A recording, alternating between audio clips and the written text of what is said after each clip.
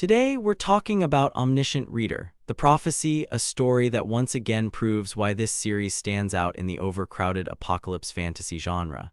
The prophecy centers on a terrifying idea: the future is already written and someone has read it.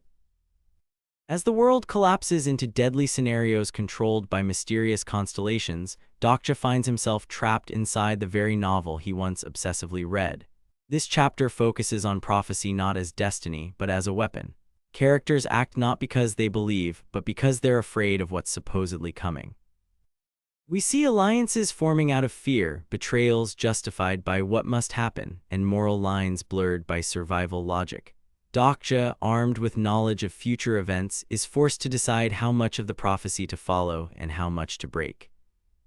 The tension doesn't come from monsters alone, it comes from people acting on half-truths, convinced that the future excuses their cruelty.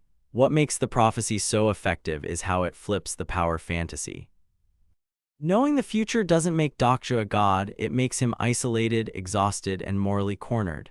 The writing excels at psychological pressure. Every choice feels heavy because changing fate has consequences, but obeying it feels like surrender. The story asks a brutal question.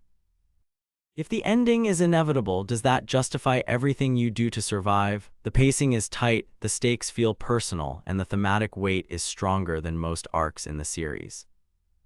This isn't just about winning scenarios, it's about choosing what kind of person you are when the world is watching. Omniscient Reader, the prophecy isn't just another chapter, it's a statement. Fate is loud, free will is quiet, and the scariest part of the apocalypse isn't monsters. It's people who believe the future gives them permission.